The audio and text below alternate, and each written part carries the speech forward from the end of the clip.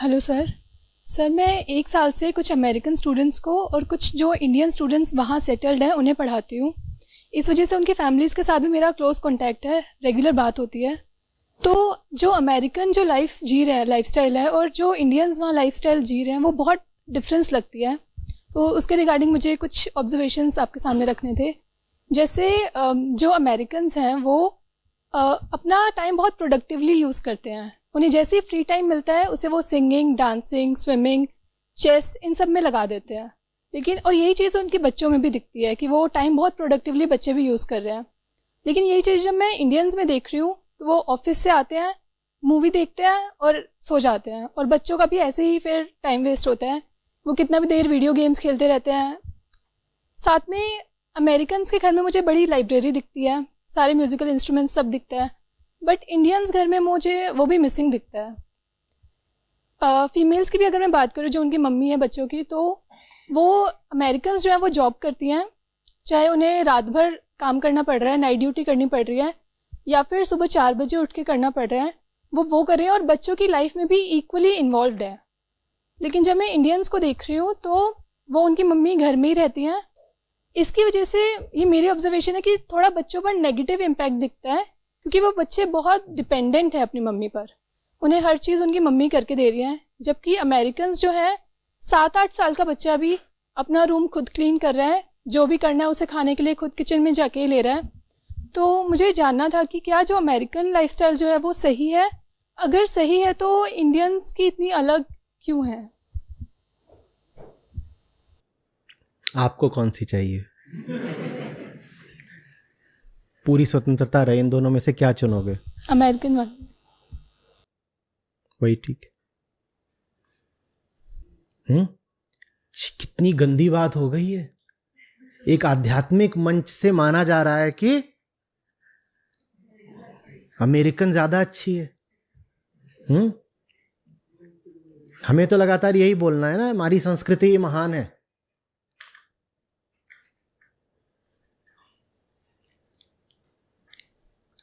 और यहां जितने लोग बैठे हैं ना, अगर वाकई इन्होंने जीवन को समझा है और ग्रंथों को समझा है थोड़ा बहुत भी, तो अवसर मिलने पर वो इन दोनों में से उसी पक्ष को चुनेंगे जिसको आपने चुना,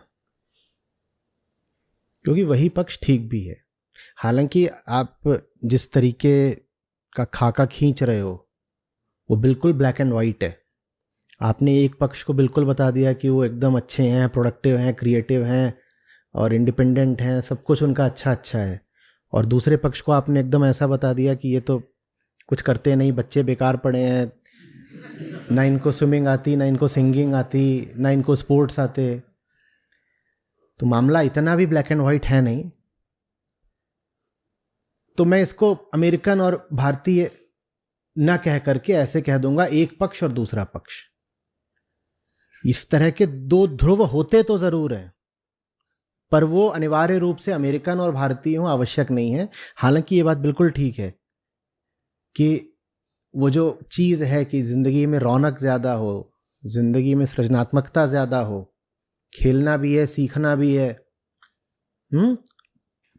कुछ भी पल खाली मिला है, 2 घंटे भी मिले हैं तो उसका कोई रुचिकर उपयोग कर लेना है, वो बात भारतीयों में कम ही पाई जाती है। तो वो बात आपकी फिर ठीक भी है कि वो चीज़ अमेरिकन ही ज़्यादा है। लेकिन मैं ये भी जानता हूँ कि अमेरिकन लाइफस्टाइल बहुत हद तक इस पृथ्वी की बर्बादी के लिए जिम्मेदार भी है। तो इसलिए मैं ये नहीं कहना चाहता कि अमेरिकन लाइफस्टाइल ही ऐसी है जिसका आप सबको अनुकरण करना है, वो बहुत खतरनाक बात हो जाएगी। तो इसको भी ऐसे ले लेते हैं कि ऐसा जीवन जीना है जिसमें एक एक पल में जान है, या ऐसा जीवन जीना है जिसमें अगर अब आर्थिक सुरक्षा मिल गई है और समाज में इज्जत मिल गई है, घर बस गया है, बच्चे वगैरह हो गए हैं, तो अपना मस्त पड़े रहो। बैठ जाओ बैठ जाओ। खेद की बात यह है कि भारत का जो शिक्षित वर्ग है, जो संपन्न वर्ग है,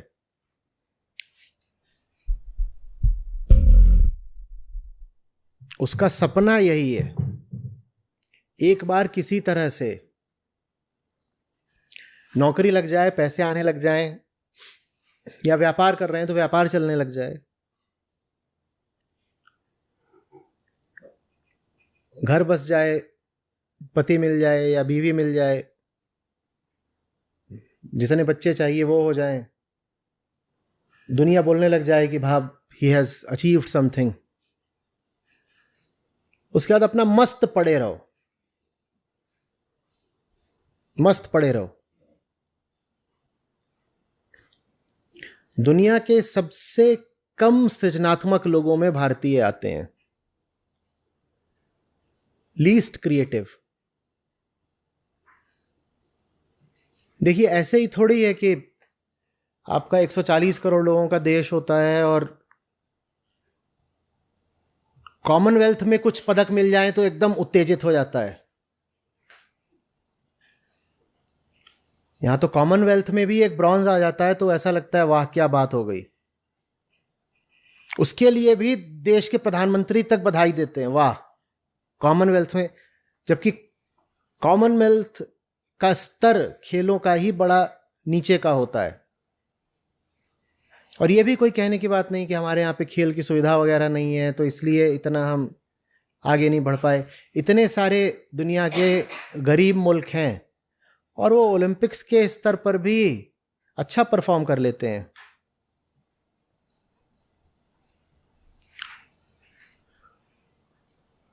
किसी भी ग्रैंड स्लैम के मेन ड्रॉ में आपने किसी भारतीय को कब देखा था आखिरी बार? कितने साल पहले, कितने दशक बीत गए?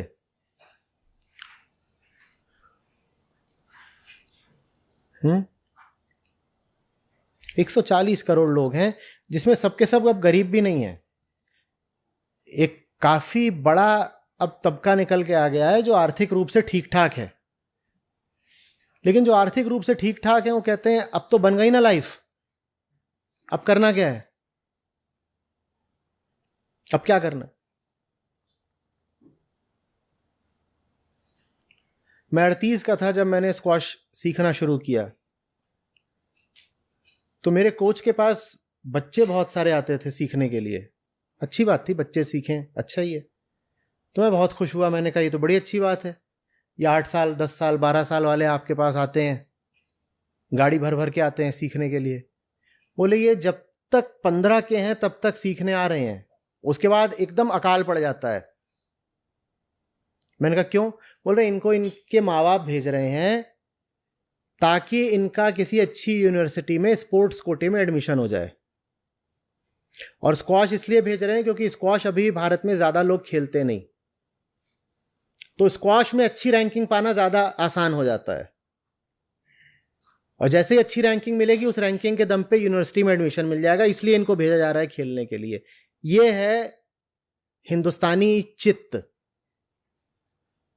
उसे सब कुछ किस लिए करना है? एक बंधी बंधाई नौकरी मिल जाए सुरक्षित, बस एक सुरक्षित नौकरी मिल गई है और उसके बाद घर परिवार बसा लिया है जिसमें लगभग वैसी ही जिंदगी जी रहे हैं जैसे अपने बाप दादे जिया करते थे, बस ज्यादा पैसों के साथ।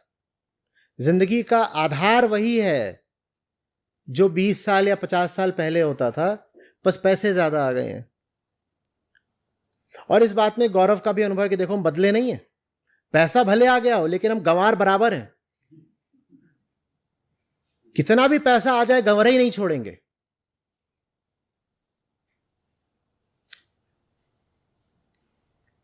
और इस बात को माना जाता है कि देखिए अपनी जड़ों से नहीं कटा ये इंसान, जड़ों से नहीं कटा। ये पहले भी मानता था कि पीपल के पेड़ पे चुड़ैल उल्टी लटकी है, और इसकी महानता देखिए कि अमेरिका से एमबीए करने के बाद भी ये यही मानता है। ये है हमारी गौरवशाली संस्कृति। चुड़ैल को नहीं छोड़ेंगे, पढ़ाई कितनी भी हो जाए।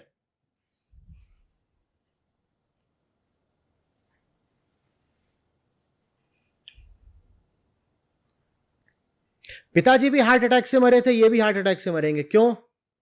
क्योंकि पिताजी भी 150 किलो के हो गए थे, ये भी 150 किलो के होंगे। ऐसा नहीं इनके पास पैसे की कमी है, ऐसा नहीं इनके पास अवसर की कमी है, ये चाहे तो कुछ भी खेलने जा सकते, पर काहे वो खेलने जाए? अरे भाई, मेहनत मजदूरी करना ये तो मजदूरों का काम है ना, पसीना बहाने के लिए थोड़े ही हम इतने बड़े अफसर बने हैं। और फिर हम ऊंचे कुल के आदमी हैं, ये दौड़ना भागना ये सब तो नीचे लोगों का काम होता है, ये हम थोड़ी करते हैं। हमारा तो अब काम है बैठ करके बादाम फांकना। तो दुनिया भर में सबसे ज्यादा हार्ट अटैक भारत में होते हैं, मधुमेह सबसे ज्यादा भारत में होता है, और ये सब लाइफस्टाइल डिसऑर्डर्स हैं। कहने को ये गरीब देश है और यहां खा खा के मर रहे हैं सब, क्योंकि हमने जीवन का उद्देश्य ही बना लिया है खाना।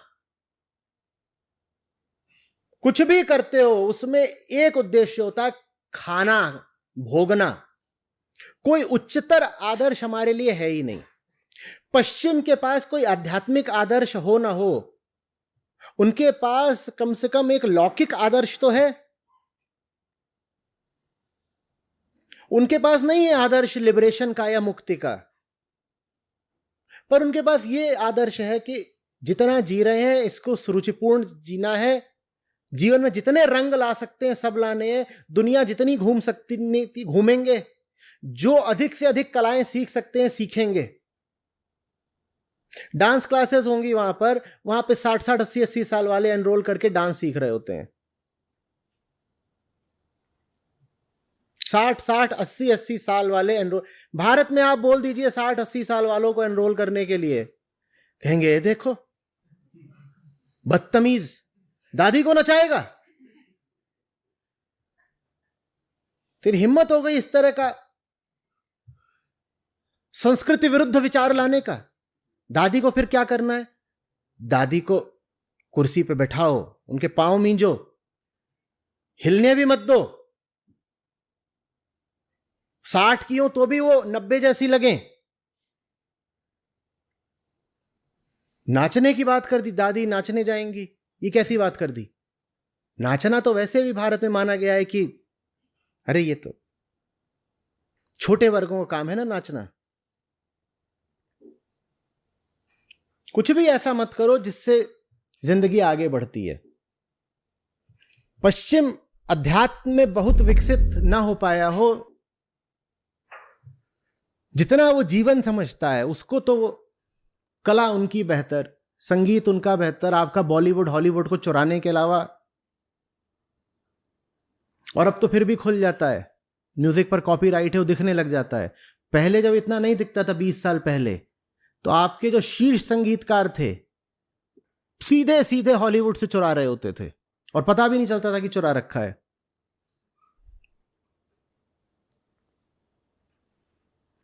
जिसको हम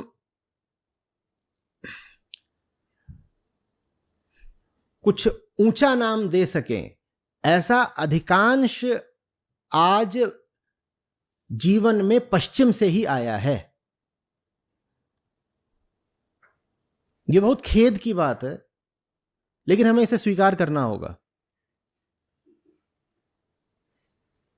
हम बस अपना थोथा गौरव पकड़कर बैठे रहते हैं कि हम महान हैं।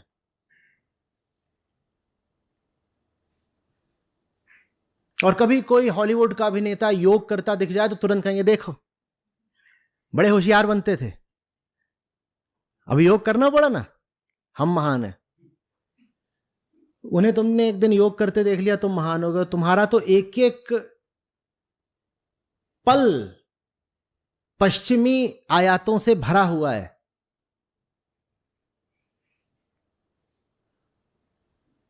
तब नहीं महानता हो गई पश्चिम की। मैं कह रहा हूं कि हम विचार करें कि हम जीवन का अर्थ क्या समझते हैं। हमारे लिए खाने, भोगने और सुरक्षा से आगे का कुछ भी है क्या जीवन?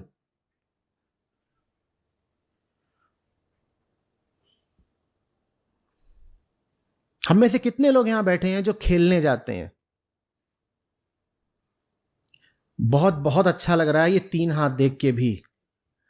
अब तो ऐसा हो रहा है कि कहीं मैं हार्ट अटैक से न गुजर जाऊं। 12-14 हाथ खड़े हो गए, सैकड़ों में 12-14।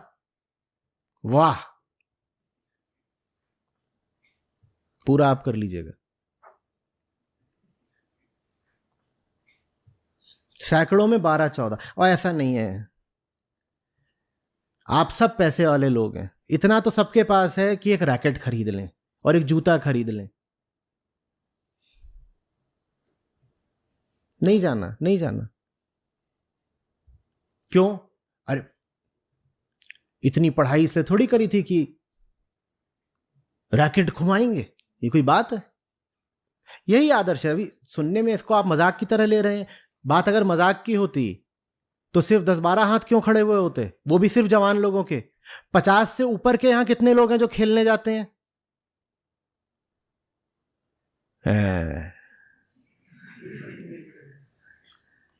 40 से ऊपर के कितने लोग हैं यहां जो खेलने जाते हैं?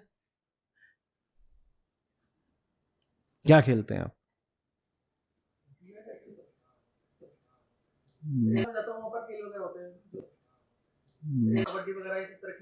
आप क्या खेलते हैं? यही माने क्या? जैसे कबड्डी।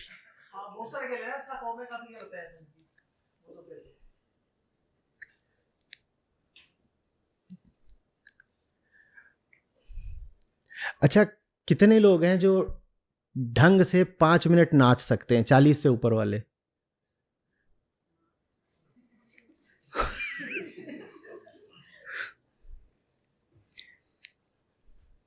इतना शर्मा के क्यों? गुनाह हो गया क्या?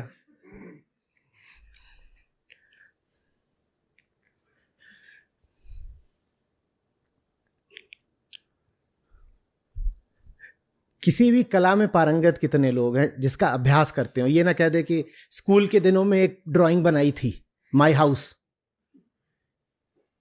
कितने लोग हैं जो आज भी किसी कला का अभ्यास करते हैं? कोई भी कला, वो फोटोग्राफी भी हो सकती है, कोई भी कला। देख क्या है, जीवन किस लिए है फिर?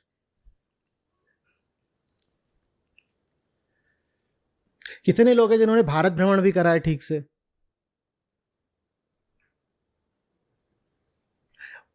भारत के उत्तर पूर्व को कितने लोगों ने देखा है?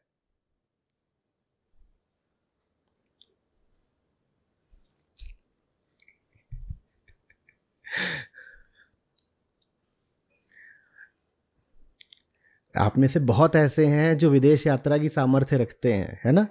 विदेश यात्रा कितने लोगों ने करी है? दुबई वाले हाथ नीचे कर लें।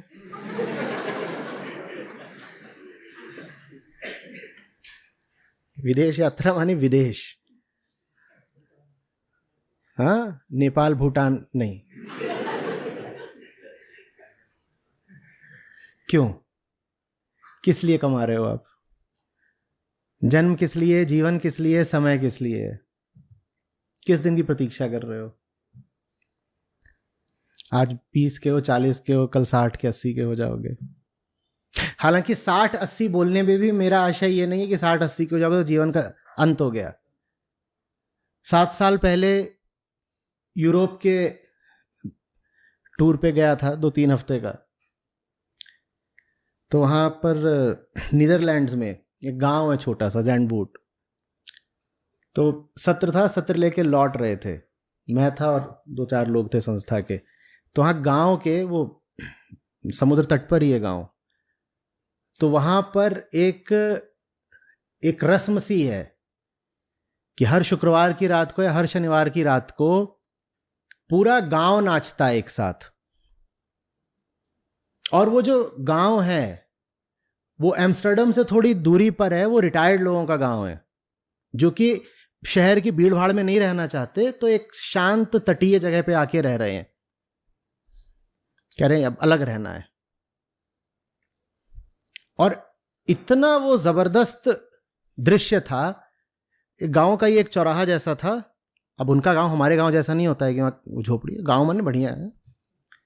और उसमें पूरा गांव नाच रहा है, जिसमें 80-90 साल वाले भी हैं, और गाने वाले भी वहां पे सब 60-60, 80-80 साल वाले हैं। भारत में ये सोच पाना भी असंभव है ना। हो रहा होगा, आपको भी बुलाने आएगा तो आप कहेंगे हट, तुम जाओ, छोकरे लोगों का काम है, हम थोड़ी आएंगे। वैसे ही 80-80 साल वाले वहां पर खुली जगह है, खाली, अपना साइकिल चला रहे हैं, और चला ही रहे हैं, साइकिल चलाई, लंबी खाली जगह है, उन पे अपना साइकिलिंग चल रही है, चल रही है, चल रही है, और एकदम फिट।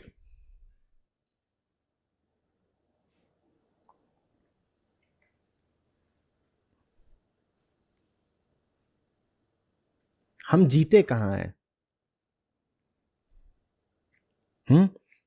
इतना ही नहीं है, यहां जो आदमी जितना मुर्दा हो वो उतने सम्मान का पात्र बन जाता है, और जो आदमी जीवित दिखाई दे, जीवन की गर्मी और ऊर्जा और तरंग से विभोर, उसको लेकर के हमें असम्मान आ जाता है ना। एकदम अभी कोई मुर्दा होकर बैठ जाए, आपको लगेगा ये तो आदमी बढ़िया है।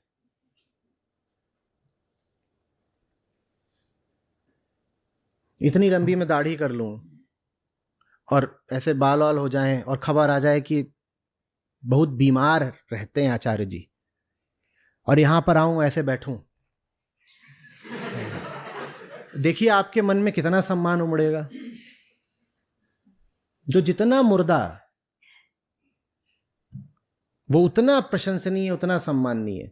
हमने मुर्दा होने को ही आदर्श बना लिया है।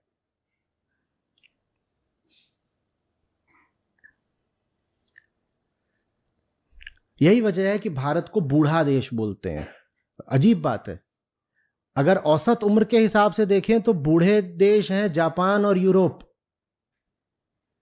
वहां पर औसत उम्र भारत से दूनी है, वो वास्तव में बूढ़े देश हैं शारीरिक आयु के हिसाब से।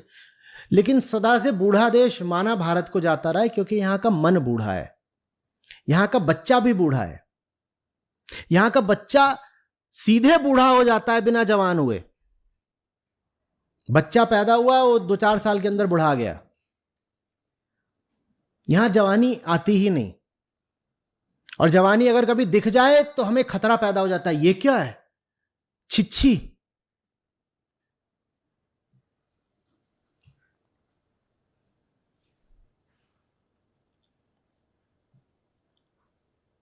आपने देखा एजिंग कितनी तेजी से होती है भारत में, खासकर विवाह के बाद। किसी की शादी हो 28-30 की उम्र में, और उसको देखिएगा आप 5 साल बाद कम से कम 25 किलो वजन बढ़ा होगा, चेहरा इतना फूल गया होगा, और उम्र लग रही होगी 15 साल बढ़ी हुई।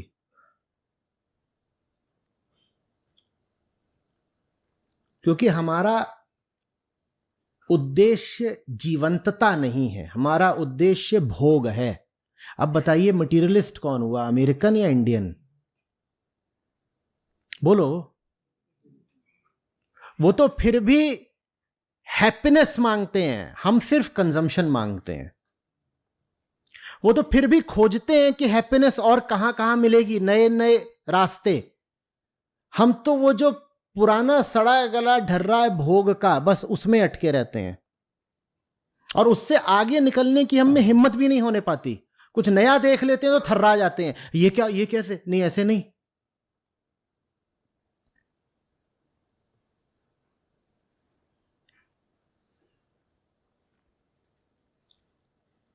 मैं कल ही था नोएडा की डीएलएफ मॉल में।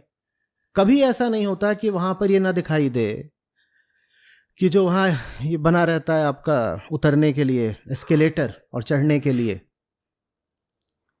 इसमें लोगों को डर ना लग रहा हो। 1-2-4 लोग हमेशा होंगे जो पहले ऐसे देखेंगे, उतरे नहीं उतरे, क्या है।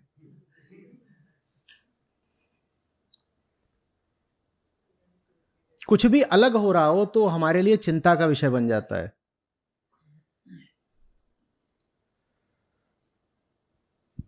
नए के प्रति हम खुले नहीं हैं, नए के प्रति हम और बंद हैं। हम डरे हुए लोग हैं जिन्हें अतीत जैसा ही जीना है, क्योंकि अतीत एक बार जिया जा चुका है, इसलिए जाना पहचाना है, इसलिए सुरक्षित लगता है।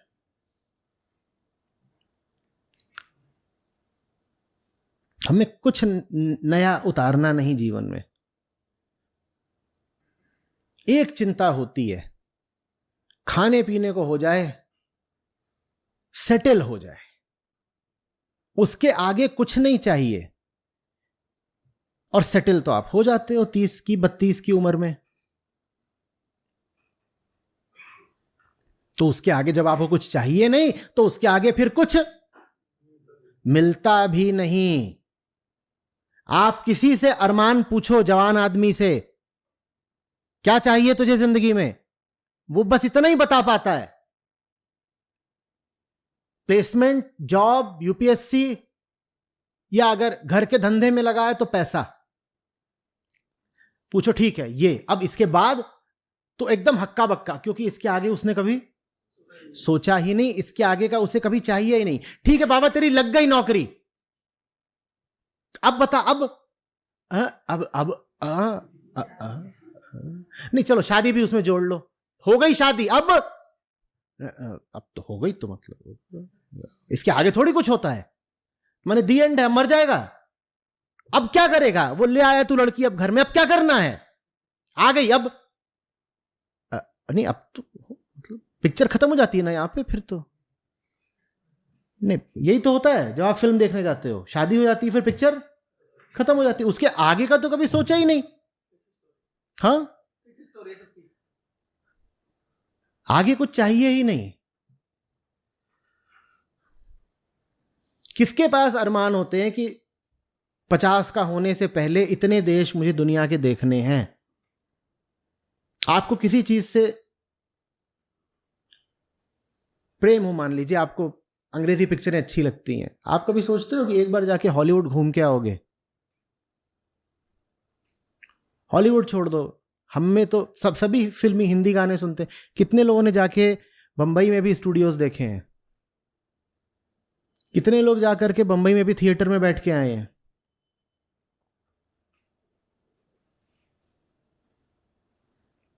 परलोक छोड़ दो, इसी लोक में इतना कुछ है जो जानने समझने जीने के लायक है। हमें उसका कुछ पता है क्या? हमारे लिए इतना पर्याप्त है कि महीने का गल्ला आ रहा है, इतना बहुत है, और लाइफ सेट हो चुकी है, घर में बीवी है, कतई पतिव्रता है, कहीं नहीं भागेगी, तो सोचना नहीं पड़ता। एक नुन्नू है, एक नुन्नी है, नुन्नी के लिए दहेज पूरा जमा कर दिया है, कोई समस्या की बात नहीं।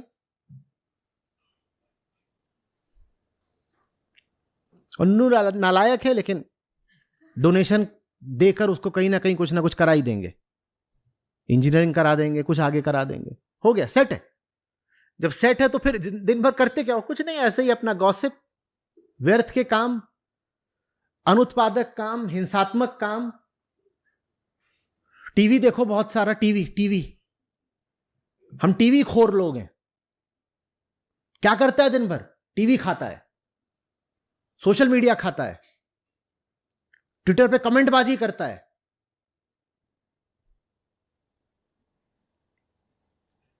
अभी ट्विटर बिका है, तो वहां पर जो बातें निकल के आ रही जिसकी वजह से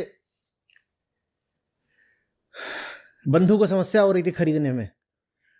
बंधु को पता चला था कि ट्विटर का जो 80-90% ट्रैफिक है वो उसके 1-2% अकाउंट से आता है। 80-90% मतलब जो जेन्युइन ट्रैफिक है, नॉन बोट। काफी सारा तो सिर्फ बोट्स हैं, जो आपको लगता है कोई ट्वीट कर रहा है, ये जो ट्रेंड वगैरह चलते हैं वो कोई इंसान नहीं होता, वो बोट्स हैं। वो दनादन कोई भी जो ट्रेंड चलाना है वो बोट वही ट्वीट करता रहेगा। आप पाएंगे कि एक ही वाक्य होगा या एक ही पैराग्राफ होगा, वो 1000 जगह पे चल रहा है, 1 लाख जगह पे चल रहा है। लेकिन जो जिंदा भी लोग हैं उसमें से एक बहुत छोटी संख्या, एक बहुत छोटा अनुपात है, वो हैवी ट्वीटर्स कहलाते हैं।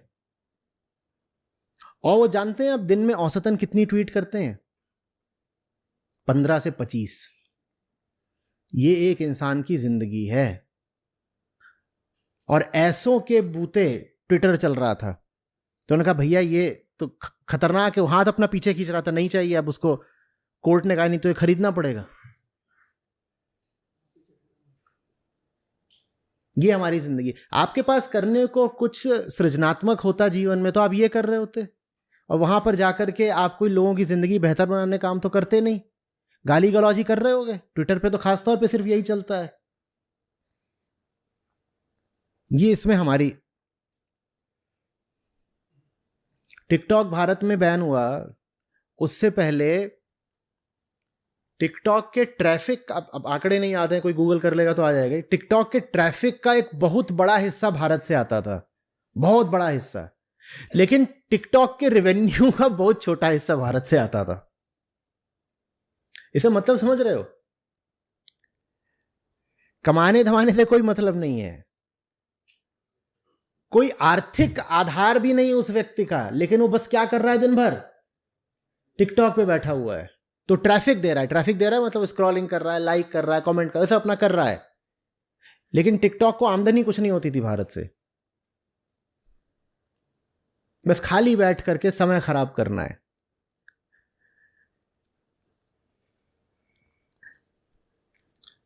अभी जब बेंगलोर में थे, आईएससी में जब शिविर हुआ था, इतना अच्छा लगा। अब सत्र खत्म होता था, रात देर हो जाती थी, फिर मैं कहता था मुझे खेलना है। तो वहां पर एक ऐप चलती थी, किस ऐप से बुकिंग होती है खेलने की जगहों की? हाँ, तो आप जहां हो, आप बस ये डाल देते थे कि इसके 5 किलोमीटर के अंदर अंदर बता दो। हालांकि रात में 1-2 बजे 5 किलोमीटर का भी कोई मतलब नहीं है, ट्रैफिक खाली रहता है। और इतने सारे कोर्ट्स वहां खाली मिल जाते थे, आप जाओ खेलो, जाओ खेलो।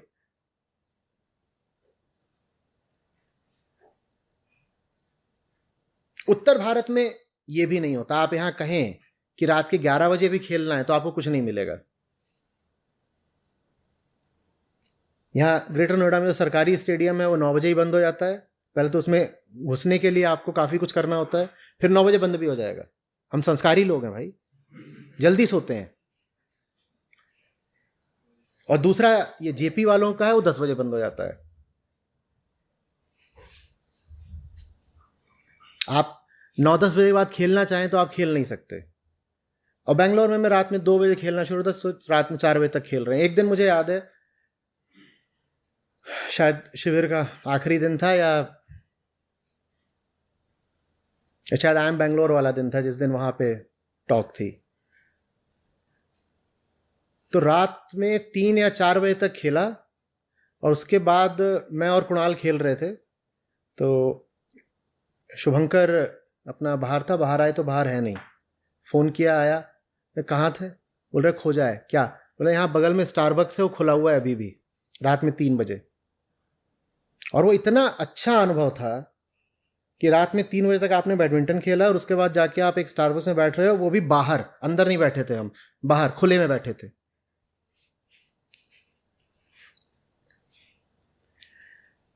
हमें जिंदगी से कोई मतलब ही नहीं ना। हमारे लिए रात के 3 बजे का मतलब होता है खिड़की बंद करो,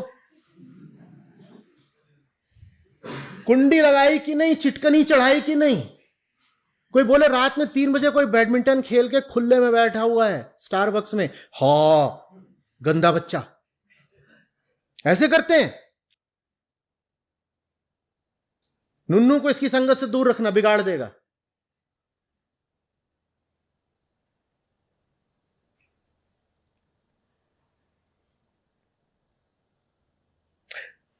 मेरी बात का मर्म समझिएगा। मैं ये नहीं कह रहा हूं कि रात में 3 बजे जो जगे वही जिंदा आदमी है।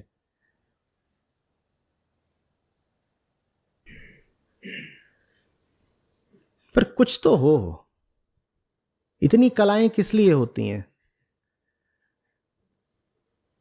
हिंदुस्तान से जो अच्छी पत्रिकाएं निकलती थी वो सब बंद हो गई, उन्हें पढ़ने वाले पाठक नहीं मिलते हैं।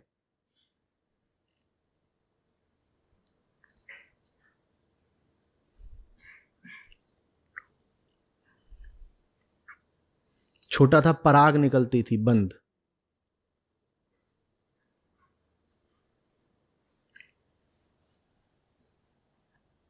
और याद आ रही हैं अच्छी पत्रिकाएं जो बंद हुई हैं सब?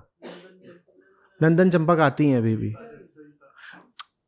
ये तो एक स्तर की हैं, मैं साहित्यिक पत्रिकाओं की बात कर रहा हूं। चंदा मामा साहित्यिक हो गई।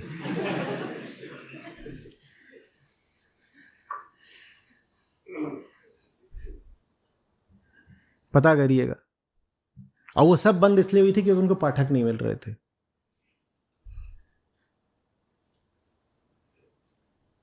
क्या देखने में मगन है आम आदमी? क्रूर दर्शन, ये वो इसमें लगे हुए हैं। उससे आपकी जिंदगी को मिल क्या रहा है? जो कुछ भी जीवन को रस से भरता है, एक ऊंचाई देता है, उससे हमें कोई ताल्लुक नहीं।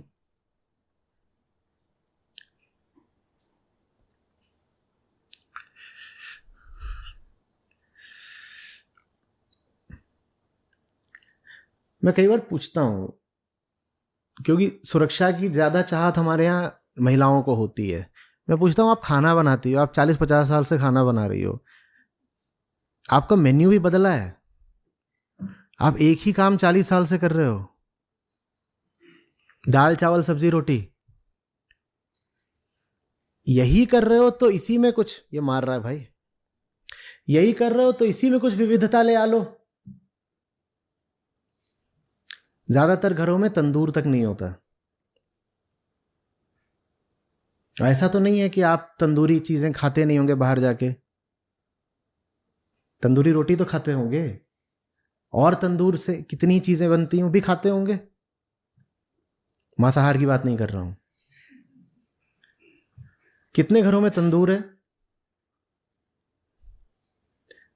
इज्जत बचा ली उसने कोने में। अब वो भी डर के नीचे कर लिया कि मैं ही क्यों फंसूं। कह रहे जो गुनाह कोई नहीं कर रहा वो मैं ही क्यों करूं?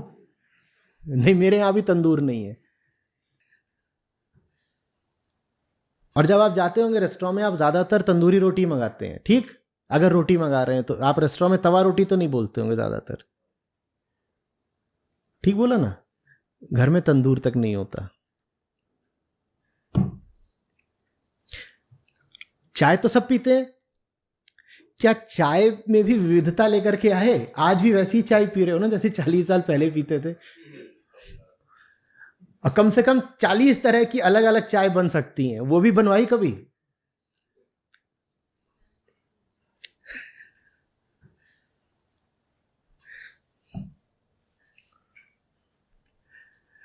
सब्जियां भी बहुत तरह की होती हैं, लेकिन हम एक मध्यम वर्गीय संस्कारित क्षेत्र के भीतर फंसे रहते हैं।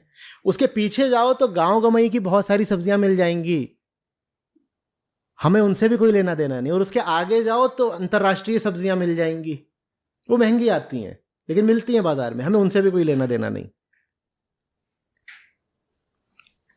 हमारी बंधी बंधाई 4-5 सब्जियां हैं, उनसे कार्यक्रम चल रहा है जिंदगी का।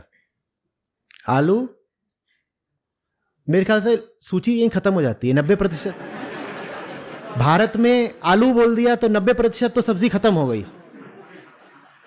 अब बाकी 10% में 2-4 नाम और जोड़ लो, वो जोड़ लो, आलू गोभी, आलू मटर जोड़ लो।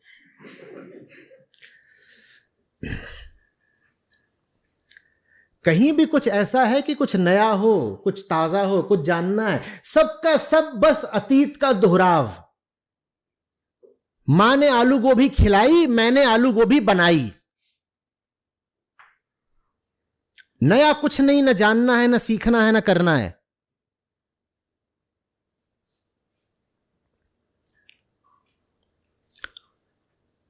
कपड़े, आप जो कपड़े पहन रहे हो भारतीय तो ये भी नहीं है। अगर आप यही करोगे, कहोगे कि मुझे वही कपड़े पहनने हैं जो हमारे श्रेष्ठ पूर्वज पहना करते थे, तो आपके श्रेष्ठ पूर्वज शर्ट पैंट तो नहीं पहनते थे, लेकिन शर्ट पैंट पिताजी पहनते थे, तो वो देखा हुआ वही दोहरा रहे हैं। कपड़ों में भी कोई नवीनता है?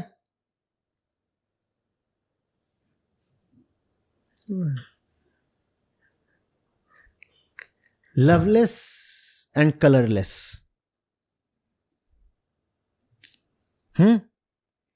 दुनिया बदल गई, त्योहार भी हम आज वैसे ही मनाते हैं जैसे पहले मनाया करते थे। एक बदली दुनिया में त्योहार का बदलना जरूरी है या नहीं? त्योहार का मर्म नहीं बदल सकता निश्चित रूप से। राम नहीं बदलेंगे और राम जिन ऊंचाइयों के प्रतीक हैं वो ऊंचाइयां नहीं बदलेंगी, पर त्योहार कैसे मनाना है वो चीज तो बदलनी चाहिए ना। पर वो चीज भी जैसी 50 साल पहले, और हम बहुत पीछे नहीं जाते, हम सिर्फ 50 साल पीछे जाते हैं, क्योंकि बहुत पीछे जाएंगे तो खतरा हो जाएगा। बहुत पीछे जाएंगे तो वहां भी बहुत कुछ ऐसा मिल जाएगा जिससे हम परिचित नहीं।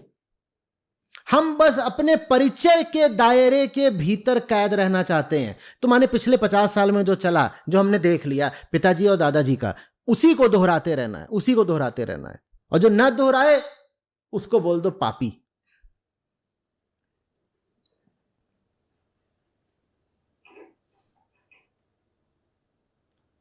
तो पिताजी थोड़ी गए थे उत्तर पूर्व घूमने। जब पिताजी ने नहीं घूमा तो हम कैसे घूमे? संस्कारों की बात है। पिताजी ने अपना गांव देखा था और कुल एक बार जिले में शहर तक गए थे पूरी जिंदगी। तो हमने यही बड़ा पाप कर दिया है कि हम जिले से बाहर निकल के थोड़ा प्रांत देख लिए हैं। अब हम ये थोड़ी करेंगे कि प्रांत से भी बाहर निकल के उत्तर पूर्व चले जाएं, कहीं और चले जाएं।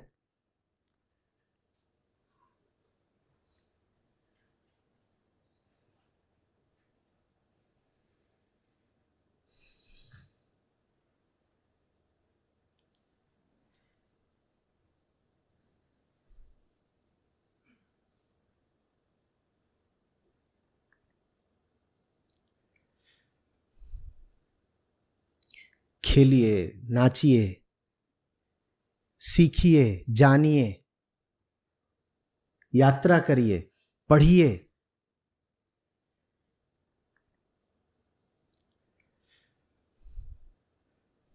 दोनों बातें याद रखिए। पहली बात, जिंदगी बहुत बड़ी नहीं है। दूसरी बात, अभी मर नहीं गए।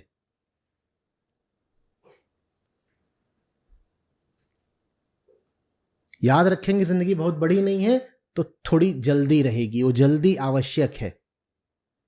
और याद रखेंगे कि अभी मर नहीं गए तो ये बहाना नहीं दे पाएंगे कि अब तो बहुत देर हो गई है, अब क्या करना है। देर हो गई होगी, हो सकता है आप 50 के हो गए, पर अभी मर तो नहीं गए ना। आप शुरू करिए।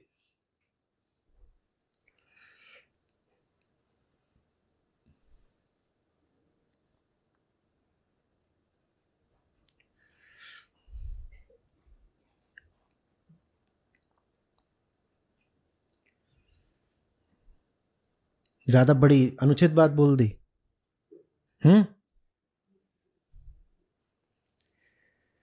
ठीक नहीं लग रहा।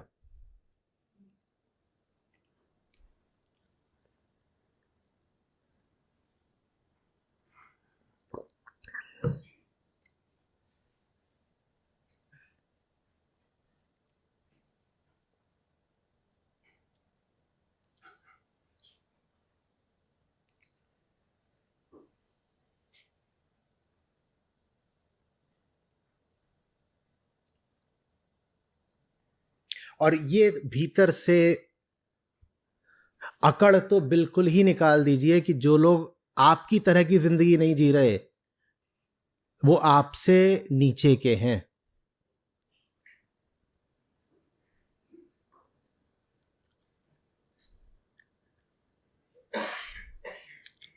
भूलिएगा नहीं कि आप जो जिंदगी जी रहे हैं वो आपने चुनी नहीं है, वो आपके ऊपर थोपी गई है। जिस जिंदगी को सिर्फ इसलिए जी रहे हैं कि थोपी गई है, एक तरह की विवशता है, उसको लेकर अकड़ कैसी भाई?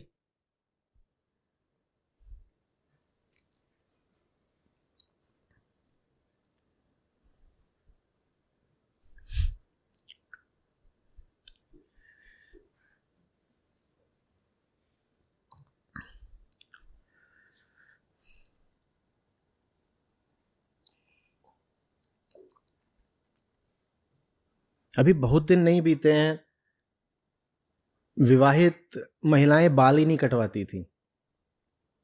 शायद अभी भी बहुत घरों में ये चलता हो।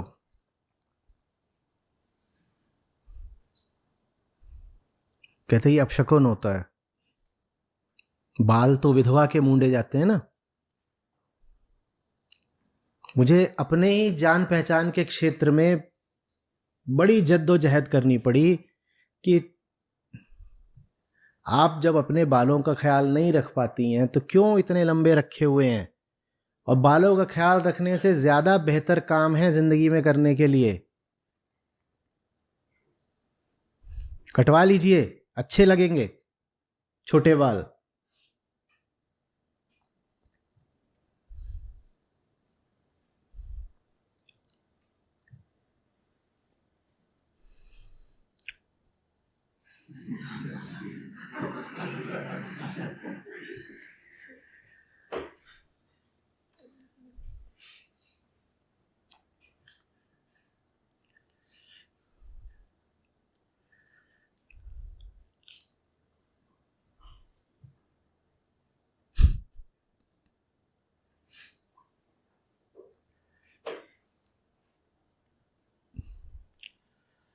मुझे बड़े बालों से कोई समस्या नहीं है, लेकिन मजबूरी नहीं होने चाहिए ना, चाहे बड़े बाल हो चाहे छोटे बाल हो। चुनाव हो हमारा और चैतन्य चुनाव हो तब तो कोई समस्या नहीं, पर सिर्फ संस्कारवश विवशतावश ढो रहे हो तो कौन सी बात हो गई भाई।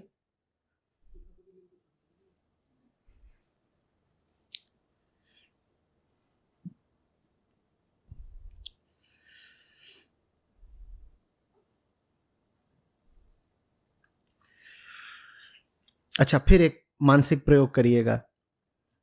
आज से 20 साल पहले, आज से 20 साल पहले के एक पल में चले जाएं और उस पल में आपको आपकी वो तस्वीर दिखाई जाए जैसे आप आज हैं।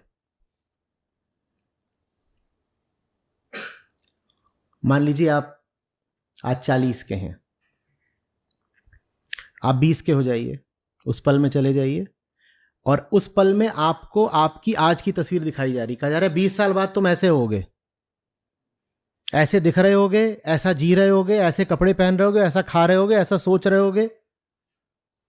आप स्वीकार कर लेते? नहीं कर लेते ना।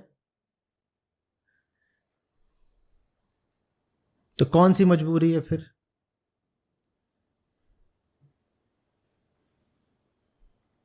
कुछ नहीं, बस सेटल हो गए हैं।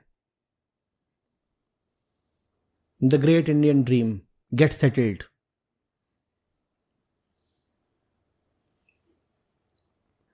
सेटल हो गए ना, क्या करना है?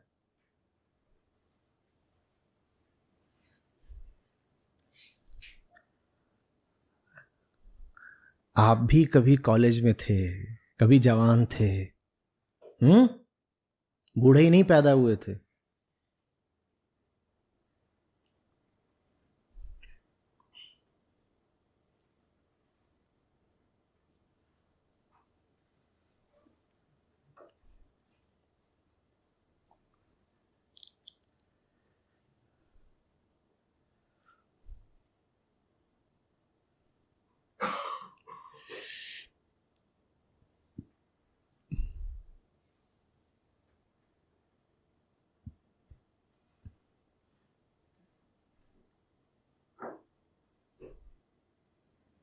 अच्छा, यहाँ ऐसे भी लोग होंगे ना जिनके घर में गाड़ी है पर उन्हें गाड़ी चलानी नहीं आती। अब छुपाइए मत, देखिए हमारी आपकी बात, उठा ही दीजिए हाथ। घर में गाड़ी है पर चलानी नहीं आती, उठाइए उठाइए। देवियों के ज्यादा उठेंगे, उठाइए।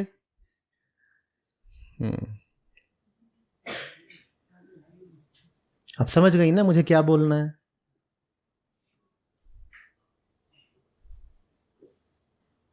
क्यों क्यों?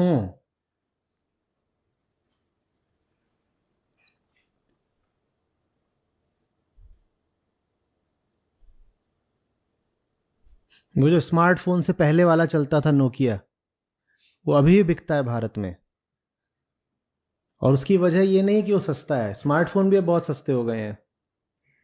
उसकी वजह ये है कि बहुत लोग ऐसे हैं जो स्मार्टफोन चलाना जानते ही नहीं, उन्हें सीखना ही नहीं है, उनकी आदत उसी की लगी हुई है। वो कह रहे हैं आदत लग गई ना, संस्कार लग गए। और जो संस्कारों को बदले वो पापी, तो कह रहे वही दे दो, बस वही चलाते हैं वो।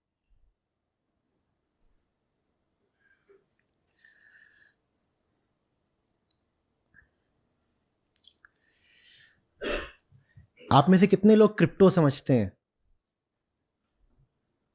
अरे ये हटाओ, कितने लोग नहीं समझते हैं? ये बात क्यों नहीं समझती हैं? क्या मिलेगा ना समझ के?